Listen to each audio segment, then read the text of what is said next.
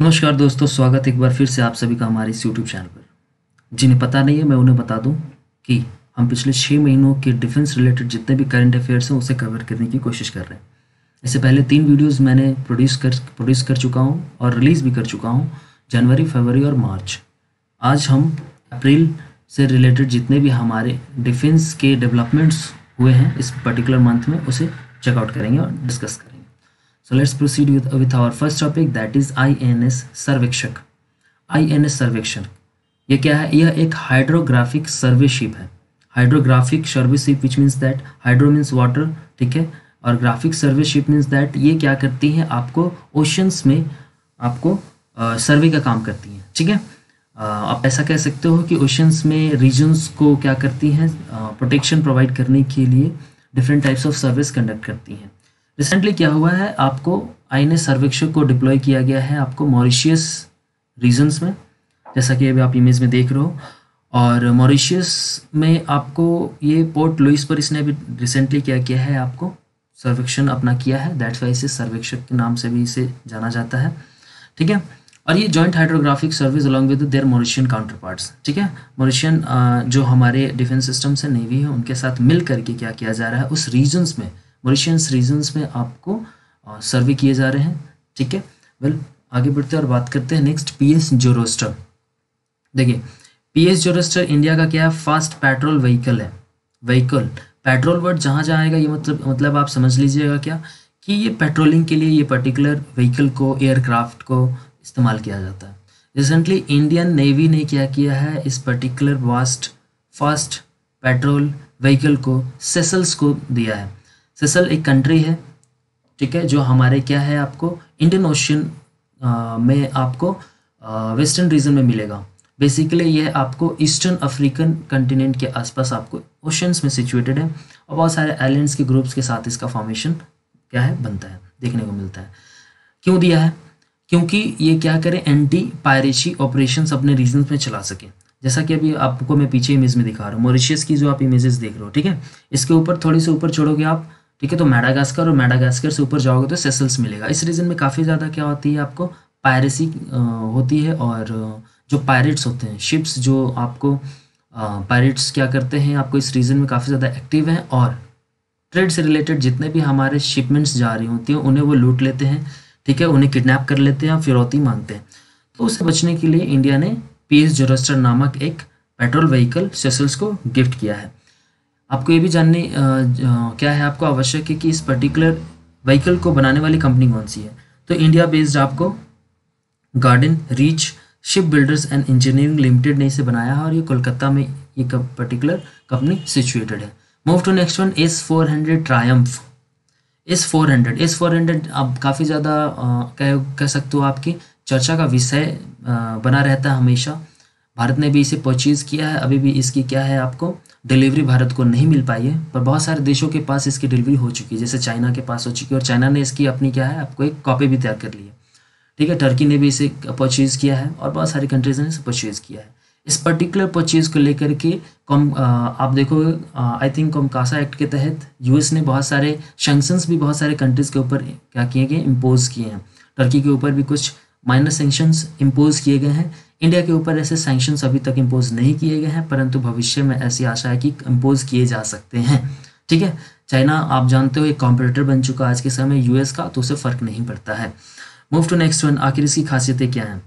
It is mobile मतलब movable, one place to another इसे move कराया जा सकता है। जैसे आप देख रहे हो ट्रक के ऊपर इसे क्या किया गया, आपको लोड किया गया है। Surface to air missile system है, रशिया ने इसे डिज़ाइन किया, डेवलप किया है, ठीक है। यानी ये नीचे सतह से, ज़मीनी सतह से ये क्या कर सकता है, जो भी मिसाइल्स एयरक्राफ्ट हमारे आसमान में उड़ रहे हैं उसे हिट करने की कैपेबिलिटी रखता है, ओके।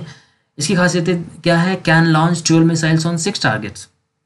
ये 12 मिसाइल क्या कर सकता है, लॉन्च करता है 6 अपने डिफरेंट टारगेट्स पर ये लॉन्च करने की कैपेबिलिटी के साथ आता है।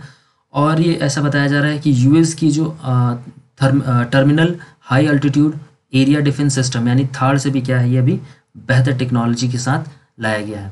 Move to next one, that is python 5। Python 5 क्या है? बेसिकली एक मिसाइल है, आप देख रहे हो एयर टू एयर मिसाइल है। अब air to air missile which means that इसे क्या है, इंडियन एयरफोर्स इस्तेमाल कर सकती है, ओके। ये करता क्या है, ये आपको एनिमी के एयरक्राफ्ट को इंगेज रखने का काम करता है और शॉर्ट रेंजेस के अपने टारगेट्स को, या फिर कह सकते हो कि जो आपके बियॉन्ड विजुअल रेंज के जो टारगेट्स हैं उसे हिट करने की कैपेबिलिटी के साथ आता है। इसे बनाने वाली जो कंपनी है वो एक इजरायली कंपनी है जिसे हम राफाल एडवांस डिफेंस सिस्टम के नाम से जानते हैं। यहाँ पर एक डाउट्स और क्यूरीज बच्चों की आती हैं कि राफाल हम इजराइल से भी रिलेटेड नाम है एक, और फ्रांस से भी रिलेटेड नाम है। तो मैं बता दूं, इजराइल से जो राफाल नाम आप सुनते हो वहाँ एक कंपनी है राफाल एडवांस डिफेंस सिस्टम, ये बहुत सारे इक्विपमेंट्स बनाने का काम करती है। पर जब हम रफाल की बात करते हैं तो रफाल क्या है, आपको एक एयरक्राफ्ट है, ठीक है, और ये एयरक्राफ्ट क्या है, आपको फ्रांस की डसॉल्ट कंपनी बनाती है। तो वो एयरक्राफ्ट अलग हो गया और यहाँ जो कंपनी है वो अलग हो गई। तो this is the basic difference between both names. Okay, confusion create नहीं होना। मैं एक बार फिर दोहरा दूँ कि इजरायली बहुत सारे वेपन्स एक इजराइल की कंपनी तैयार करती है जिसे हम रफाल एडवांस डिफेंस सिस्टम कहते हैं, और राफाल एयरक्राफ्ट क्या है, फ्रांस की डसॉल्ट कंपनी द्वारा बनाया गया है। Proceed to next one, that is nano sniffer. ये जो आप इमेज में देख रहे हो नैनो स्निफर, ये एक डिवाइस है जिसे आपको इंडिया में ही तैयार किया गया है। ये 100% मेड इन इंडिया क्या है, प्रोडक्ट है। करता क्या है, देखिए, कह सकते हो आप कि ये आपको world's first micro sensor based explosive trace detector है। Micro sensor which means that क्या है, बहुत ही आपको छोटे स्तर पर ये क्या कर सकता है, आपको एक्सप्लोसिव्स को डिटेक्ट करने की काबिलियत रखता है। अब इसका इस्तेमाल कहाँ हो सकता है, मैं आपको बताता हूँ। इसका इस्तेमाल बेसिकली जंगलों में होता है। इसका इस्तेमाल आप कह सकते हो वैसे जगहों पर होता है जहाँ पर बहुत सारे एक्सप्लोसिव्स क्या किए जाते हैं, छुपाए जाते हैं, ठीक है। और इसे बनाने वाली जो हमारी क्या है, आपको स्टार्टअप है, एक कंपनी है नैनो स्निफ टेक्नोलॉजी, और ये आपको आईआईटी बॉम्बे की एक स्टार्टअप कंपनी है। और ये पूरी तरीके से 100% मेड इन इंडिया। इसके रिसर्च, डेवलपमेंट, मैन्युफैक्चरिंग, ठीक है, सारी की सारी इंडिया में ही कंडक्ट की गई हैं। देखिए, इसकी एक और खासियत जो आपको जाननी वो चाहिए वो यह कि 10 सेकंड के अंदर अंदर ये क्या कर लेता है, आपको किसी भी एक्सप्लोसिव्स को डिटेक्ट करने की काबिलियत रखता है। इतना ही नहीं, वो उसे डिटेक्ट करने के बाद उसकी कैटेगराइजेशन भी कर देता है। कैटेगराइजेशन मतलब वो पर्टिकुलर जो एक्सप्लोसिव है किस कैटेगरी से बिलोंग करता है, किस क्लास से बिलोंग करता है, कितनी उसकी क्या है, आपको पोटेंशियल है नुकसान पहुंचाने की। तो ये काफ़ी बेहतरीन कह सकते हो आप टेक्नोलॉजी है, और इंडिया की इस तरह की स्टार्टअप्स डिफेंस सिस्टम बनाने के लिए क्या है, काफ़ी कह सकते हो आगे आ रही हैं, और ये इंडिया को काफ़ी मजबूत भी बनाएगा आने वाले समय में ऐसे startups. Move to next one, cobra, ठीक है। लास्ट वीडियोज़ में आई थिंक मुझे लगता है फरवरी या मार्च की वीडियोज़ में मैंने कोबरा के बारे में लिटिल बिट डिस्कस किया था। आज हम इसके बारे में थोड़े खुलकर बात करेंगे। कोबरा क्या है, एक एलीट फोर्स है, आप कह सकते हो स्पेशल यूनिट है या फिर स्पेशल फोर्स है सीआरपीएफ की, ठीक है। सीआरपीएफ क्या है, सीआरपीएफ एक stands for central reserve police force, और विश्व की सबसे बड़ी फोर्स में से सीआरपीएफ एक फोर्स है, ठीक है, याद रखिएगा। पैरामिलिट्री फोर्सेस से कहते हैं, और सीआरपीएफ में आप देखोगे ऑफिसर लेवल पर जो भर्ती होती है वो सीएपीएफ के माध्यम से होती है, सेंट्रल आर्म पुलिस फोर्सेस, जिसे यूपीएससी कंडक्ट करती है। और आने वाले अगस्त में आपको 8 अगस्त 2021 को इसका एग्ज़ाम होने वाला है। आगे बढ़ते हैं और बात करते हैं कि सीआरपीएफ कोबरा बटालियन क्यों न्यूज़ में है। Cobra stands for commando battalion for resolute action. यह आपको जंगल वॉरफेयर में बहुत ज़्यादा माहिर होती हैं, गुरिल्ला वॉरफेयर में काफ़ी ज़्यादा माहिर होते हैं ऐसे फोर्सेस, ठीक है। और ये नक्सलिज्म और माओइज्म के अगेंस्ट लड़ने के लिए इस फोर्स को 2009 में बनाया गया था। Recently it was in news because for the first time 34 women inducted in this force. 34 women's को क्या किया गया, इस फोर्स में इंडक्ट किया गया। That's why cobra battalion is in news. So move to next one, greyhounds. अब greyhounds क्या है, देखिए, ग्रे हॉर्न्स 1989 में आंध्र प्रदेश की गवर्नमेंट ने इसे बनाया था। ये आंध्र प्रदेश की एक एलीट फोर्स है जिसे जंगल वॉरफेयर और माओइस्ट स्ट्रैटेजी को काउंटर करने के लिए तैयार किया गया था। ओके, इसे बनाने के पीछे की मकसद ये थी कि आपको आंध्र प्रदेश रीजन में देखोगे नक्सलिज्म या फिर कह सकते हो माओइस्ट जैसे कॉन्सेप्ट्स काफ़ी ज़्यादा प्रेवलेंट हैं, लोग उसे फॉलो करते हैं और कह सकते हो हिडन फॉर्म में उस पर्टिकुलर आइडियोलॉजी को इम्प्लीमेंट भी करते हैं, जिसकी वजह से काफ़ी ज़्यादा आप देखोगे कि जो इकोनॉमिकल डेवलपमेंट होना चाहिए इंडिया का, स्मूथ इकोनॉमिकल डेवलपमेंट के लिए वो बैरियर के रूप में काम करते हैं। वेल, ये किस पॉलिसी और स्ट्रैटेजी के बेसिस पर काम करते हैं, इनकी पॉलिसी है surrender and rehabilitation policy. Surrender means ये पहले आपको माओइस्ट जो होते हैं उनको मौका देते हैं कि आप सरेंडर करो, और जो मेन स्ट्रीम लाइन है उसमें उन्हें आने का मौका देते हैं। रिहैबिलिटेशन विच मीन्स दैट उन्हें फिर से कह सकते हो आपकी स्थापित किया जाता है, उनको एक नया जीवन व्यापन करने का मौका दिया जाता है, ठीक है। और ये अपने जितने भी इनिशिएटिव्स से रिमोट एंड इंटीरियर एरिया में चलाते हैं, ओके। और वेलफेयर स्कीम्स, इंफ्रास्ट्रक्चर प्रोजेक्ट्स की मदद से ऐसे माओइस्ट एरियाज में माओइस्ट स्ट्रैटेजी को ये काउंटर कर पाते हैं। तो greyhounds basically related to Andhra Pradesh elite force formed in 1989 which are basically trained in jungle warfare to counter the Maoist strategy। इतने इन्फॉर्मेशन आपको याद होनी चाहिए। Move to next one, operation तेमान। देखिए अप्रैल के मंथ में ये काफ़ी ज़्यादा चर्चा का विषय था, क्योंकि ऑपरेशन तेमान भारत ने चलाया था, ठीक है। परंतु ऑपरेशन तेमान भारत ने क्यों चलाया था ये जानना बहुत ज़रूरी है। आपको पता होना चाहिए कि इंडोनेशियन नेवी की जो एक सबमरीन थी जिसे हम क्रीनंगला कहते हैं, ठीक है। क्रीनंगला आप देख सकते हो इमेज में, यहाँ पर आपको लेफ्ट साइड नीचे में आपको देखेगी क्या कि पूरी तरीके से यहाँ पर क्या हो चुकी है, डिस्ट्रॉय हो चुकी है, डूब चुकी है, ठीक है। बेसिकली ये गायब हो चुकी थी। क्रीनंगला आपको इंडोनेशियन नेवी की एक सबमरीन है जो जिसमें 53 पर्सनल ऑन बोर्ड थे। 53 पर्सनल क्या थे आपको उसमें कह सकते हो आपको चढ़े हुए थे, जो बाद में क्या हो गई, गायब हो गई। किसी को नहीं पता चल रहा था कि वो कहाँ है, कैसे हो गई, ठीक है। तो इंडिया ने अपनी तरफ से एक क्या हुआ कि एक फर्स्ट नेबरहुड पॉलिसी के तहत ऑपरेशन तेमान चलाया, जिसमें इंडियन नेवी की तरफ से आपको एक deep submergence rescue vessel dispatch किया गया इंडोनेशियन क्रीनंगला को आइडेंटिफाई करने के लिए, डिस्कवर करने के लिए, खोजने के लिए, ठीक है। बेसिकली बाद में यह पता चला कि ये सबमरीन डूब चुकी है और जितने भी इसमें आपको पर्सनल 53 पर्सनल ऑन बोर्ड थे सारे के सारे मारे जा चुके हैं, ठीक है। सर्च और रेस्क्यू की ये पर्टिकुलर हमारी ऑपरेशन क्या थी, आपको प्रॉपर पूरी तरीके से कामयाब नहीं हो पाई,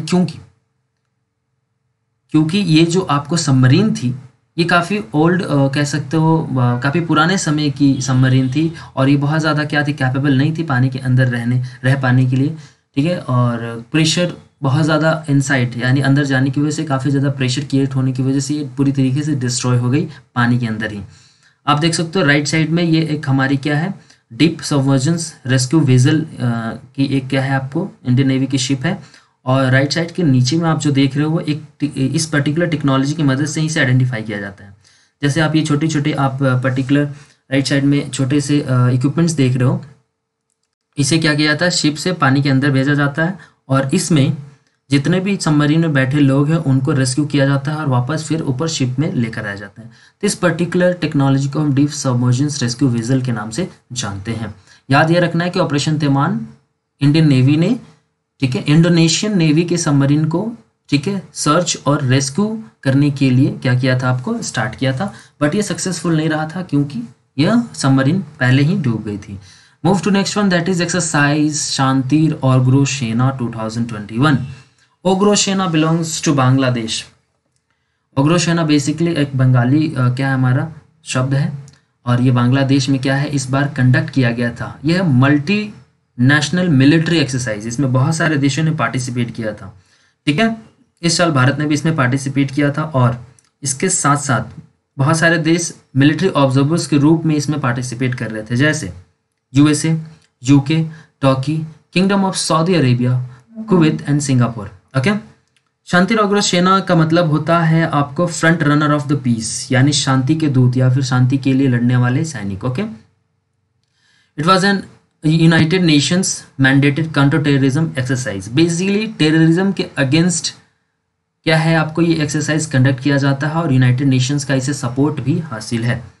तो एक्सरसाइज शांति ओग्रोशेना क्या है आपको एक मल्टीलेटरल एक्सरसाइज है जिसमें बहुत सारे देश पार्टिसिपेट करते हैं। इस बार इंडियन आर्मी ने भी पार्टिसिपेट किया था, बट स्पेशली अगर आप बात करोगे बांग्लादेश के साथ तो भारत बहुत सारे ऐसे बायलेटरल एक्सरसाइज भी कंडक्ट करता है, जैसे सांप्रीति, ठीक है। ये आपको इंडियन और बांग्लादेश की जो आर्मी है उनके बीच में सांप्रीति होता है। फिर आप देखो टेबल टॉप, इंडियन और बांग्लादेश की जो एयरफोर्स है उनके बीच में कंडक्ट कराया जाता है। इसके बाद है हमारा इंडिया बांग्लादेश कॉर्पेट और ये नेवी एक्सरसाइज है। और आगे बढ़ोगे तो एक संवेदना नामक भी क्या होता है हमारा एक एक्सरसाइज कंडक्ट कराया जाता है। ये मल्टीनेशनल एक्सरसाइज है जिसमें आपको मिलेंगे बांग्लादेश, नेपाल, श्रीलंका और यूएई। तो इस तरीके की जो हमारी एक्सरसाइज है उसे आप याद कर सकते हो, ठीक है। आने वाले समय में मैं exercises, different types of exercises military, whether it is related to army, air force, navy, coast guard और एटसेट्रा। मैं क्या करूँगा, आपको एक प्रॉपर वीडियो लेकर आऊँगा जिसमें सारे एक्सरसाइजेस को प्रॉपर तरीके से डिस्कस करूँगा, ठीक है, ताकि आपको सारे एक्सरसाइजेस याद रहें और आप एग्जाम में कन्फ्यूजन में ना फंसो। Next is our exercise La Perouse. देखिए, ला पेरोज फ्रांस से निकल कर आया एक शब्द है, ठीक है, और ये क्या है, बेसिकली एक आइलैंड है। आपको मिलेगा कहाँ, ये आपको ईस्टर्न इंडियन ओशियन रीजन में देखने को मिलेगा। ओके, इंडियन नेवी शिप्स की बात करें तो INS सतपुरा, INS किल्तान, इसके साथ साथ P8I यानी Poseidon 8I long range maritime petrol aircraft, जिसे US से खरीदा गया था। इस पर्टिकुलर हमारे जो क्या है शिप्स ने और एयरक्राफ्ट ने इसमें पार्टिसिपेट किया, ठीक है, for the first time in multilateral maritime exercise La Perouse. देखिए, ये पहली बार था जब भारत ने इसमें पार्टिसिपेट किया, और जब पहली बार जब भारत किसी तरह की कोई भी इनिशिएटिव में पार्टिसिपेट करता है या फिर स्टार्ट करता है तो क्या है, काफ़ी ज़्यादा महत्वपूर्ण हो जाता है हमारे एग्जाम पॉइंट ऑफ व्यू से। Okay, let's proceed to next one, that is it is the first edition of La Perouse joint exercise initiated by France in 2019 में ला पेरोज की पहली आपको ऐसी जॉइंट एक्सरसाइज कंडक्ट की गई थी। जो देश इसमें शामिल थे वो थे ऑस्ट्रेलिया, जापान और US। आसान भाषा में अगर आप कहोगे तो फ्रांस के साथ आपको क्या हो गया, क्वाड कह सकते हो, क्वाड की जो हमारे फोर्सेस है वो इस बार इसमें उन्होंने ज्वाइन किया था। और क्वाड में आपको पता है 4 फोर्सेस हैं, ठीक है, वो है ऑस्ट्रेलिया, जापान, US और इसके साथ साथ इंडिया। आगे बढ़ने से पहले मैं आपको बता दूं, ये सेम क्वेश्चन लास्ट ईयर के आपको CDS में, ठीक है, पूछा जा चुका था, ठीक है, कि आपको CDS और CAPF में से रिलेटेड क्वेश्चंस आ चुके थे कि क्वाड में कितने कौन कौन से फोर्सेस क्या हैं शामिल हैं।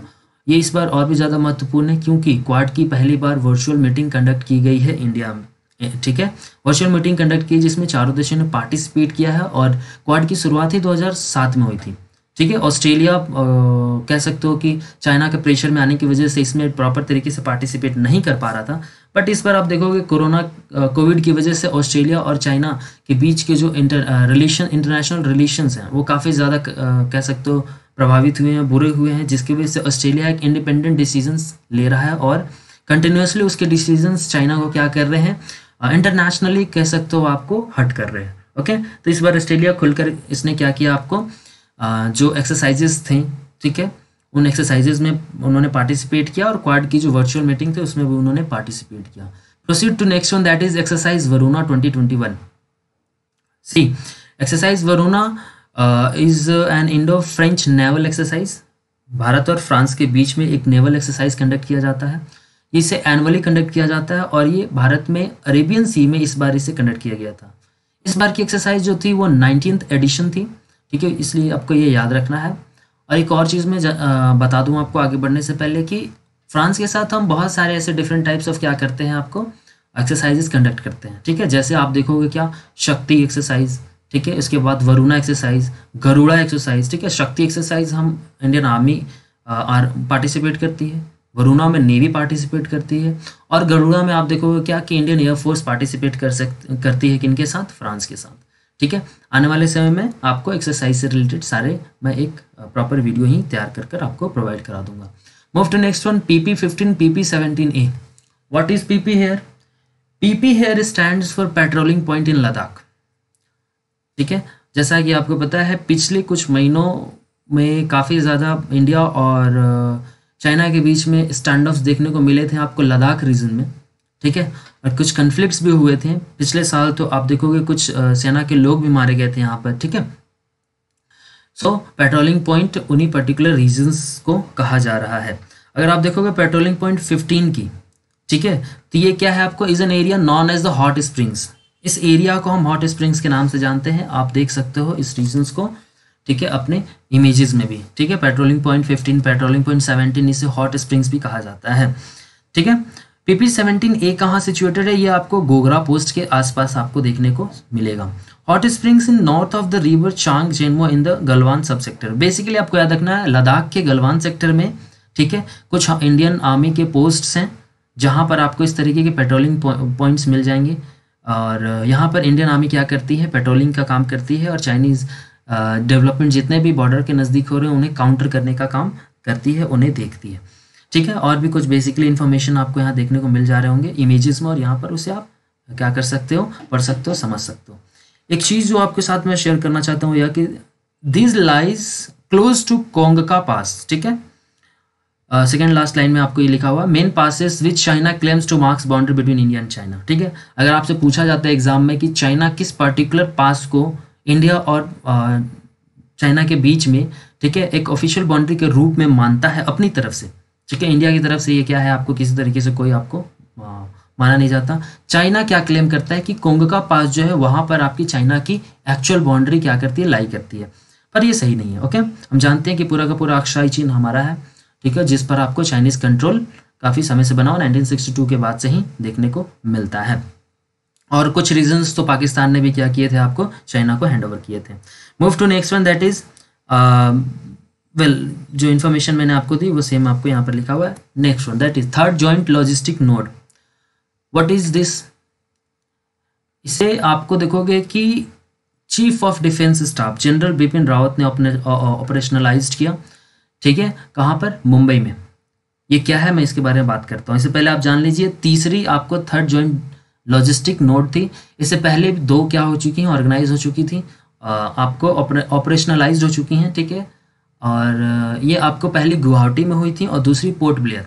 गुवाहाटी कहाँ, तो गुवाहाटी आपको असम, ठीक है, याद रखना है, और पोर्ट ब्लेयर आपको अंडमान और निकोबार। रिसेंटली मुंबई महाराष्ट्र में फिर से इसे तीसरी जॉइंट लॉजिस्टिक्स नोड आपको ऑपरेशनलाइज किया गया है। ये क्या है, देखिए, it provide integrated logistic cover to the arm forces for the small arms ammunitions, rations, fuel, general stores, civil hire transport, aviation, clothing, spares and also engineering support in an effort to, ठीक है, synergise there operational efforts. आसान भाषा में अगर बात करें तो logistic word जहां आ गया वहां ट्रांसपोर्टेशन अपने आप जुड़ जाता है, विच मीन्स दैट ये एक तरह की आपकी जॉइंट लॉजिस्टिक नोड है जहां आपको डिफरेंट फोर्सेस को डिफरेंट टाइप्स ऑफ क्या है, हमारे जो फैसिलिटीज़ हैं वो ट्रांसपोर्ट की जाएंगी जरूरत पड़ने पर, जितनी आवश्यकता होगी उतनी मात्रा में। इसे डिफेंस मिनिस्ट्री लीड कर रही थी। और अगर फोर्सेस की बात करें तो हम CDS जनरल बिपिन रावत इसे क्या कर रहे थे, लीड कर रहे थे। Move to next one, that is South Asia terrorism portal. ये कोई ऑफिशियल पोर्टल नहीं है और इसे बहुत सारे देश क्या है आपको मानती नहीं है। ये साउथ एशिया की रीजन में जितने भी टेररिज्म आपको एक्टिव है, टेररिज्म से अफेक्टेड कंट्रीज हैं, टेररिज्म रिलेटेड एक्टिविटीज़ कंडक्ट किए जा रहे हैं, ठीक है, ये आपको उस पर्टिकुलर पोर्टल के ऊपर आपको सारी चीज़ें बताई जाती है, दर्शाई जाती हैं। यह इंडिया द्वारा लीड किया जाता है, ठीक है, याद रखना है आपको। और SATP is the largest website on terrorism and low intensity warfare in south Asia. यानी कौन कौन से रीजन साउथ एशिया में क्या है, कन्फ्लिक्टेड रीजन्स हैं, टेररिज्म की एक्टिविटी सबसे ज़्यादा कहाँ है, इस पर्टिकुलर पोर्टल के ऊपर आपको ऐसे डाटाबेसेस देखने को मिल जाएंगे, ठीक है। इसे आपको किसी पर्टिकुलर इंटरनेशनल बॉडी के साथ रिलेट करके देखने की आवश्यकता नहीं है। यह इंडिया द्वारा बनाया गया है और इंडिया अपनी सहूलियत के लिए, ठीक है, इन्फॉर्मेशन क्या करने के लिए, कलेक्ट करने के लिए, डाटाबेस तैयार करने के लिए और शेयर करने के लिए इस पर्टिकुलर पोर्टल को इंडिया ने डेवलप किया है। ओके, तो ये इन्फॉर्मेशन थे कुछ हमारे इस पर्टिकुलर मंथ से रिलेटेड। अप्रैल के जितने भी डिफेंस रिलेटेड करंट अफेयर्स थे उसको अभी तक हम लोगों ने कवर कर लिया, देख लिया। अगर आप इस पर्टिकुलर वीडियो की PDF चाहते हो तो आप डिस्क्रिप्शन बॉक्स में दिए गए लिंक के थ्रू क्या कर सकते हो, इसे डाउनलोड कर सकते हो, या फिर डिस्क्रिप्शन बॉक्स में आपको टेलीग्राम चैनल के लिंक्स प्रोवाइड कर दिए जाएंगे, वहाँ से भी इसे डाउनलोड कर सकते हो, ठीक है। जाने से पहले यही कहूँगा, deserve before you desire, which means that make your self more deserving before start desiring. तब तक के लिए बहुत बहुत धन्यवाद। जय हिंद।